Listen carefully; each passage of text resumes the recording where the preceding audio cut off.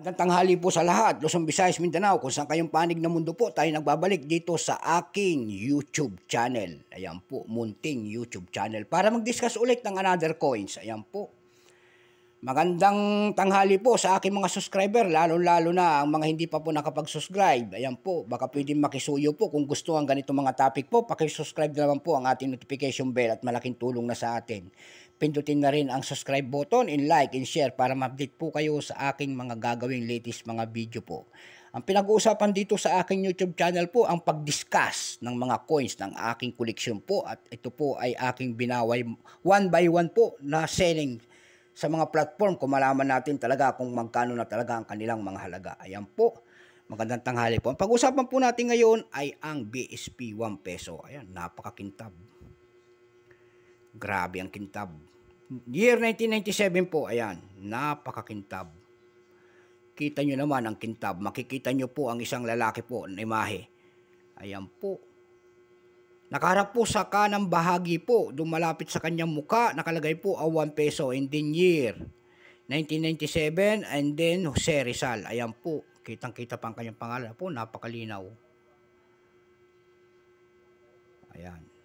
Kintab kasi. Ayan. Kintab na 1997. Ayan po. Bago natin simulan ang talakayan, kilalanin muna natin siya. Ayan po. Issue po, Philippines. Ayan. Period, Republic, 1946 up to date po. Type, Standard Circulation Coins, years, 1995 hanggang 2003. Ayan. Non-magnetic kasi to, kaya hinati nila. Ang value, 1 peso. Ayan. Currency, piso, 1967 up to date po. Composition po nito ay copper nickel. May bigat po itong 6.1 grams. May haba po naman itong 24 mm. May kapal po itong 1.75 mm. Hugis po nito ay bilog, syempre. Orientation po nito ay medal alignment. Number and dash 1681. Reference number KM-269. Kung tawagin po, ang kanyang nasa likod po ay Coat of Arms of the Philippines po. Ito pong 1977 po, ito po ay 38%. Wala pa pong vintage at ito po ay ginagamit pa natin.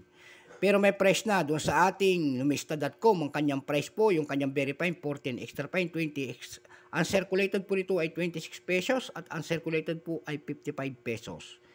Dako naman tayo sa kanyang price doon sa ating mga platform. Doon sa numista.com po, may nagbebenta nito ng $7.11. Doon naman po sa eBay.com po, may nagbebenta na nito ng 265.19 pesos. Meron din tayo nakita doon na 388 pesos. Meron din tayo nakita doon na 721 pesos. Meron naman tayo nakita doon na 361 pesos.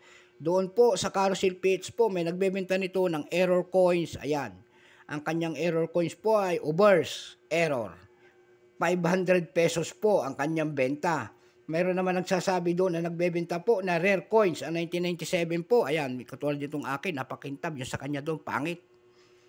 Si Alana Maik po, 4509. Ayan po, binibenta po yung 1997 niya ng 5,000 pesos. Yan ang sinasabi ko.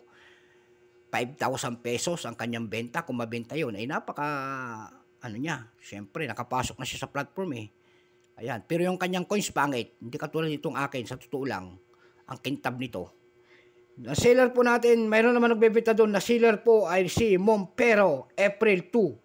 Nagbebenta na 1997 na 500 pesos per piece. Ayan, malalaki na ang presyo nito. Ayan, talagang pinipresyo na nila ng malaki. So hanggang dito na lamang po kung saan kayong panig ng mundo po.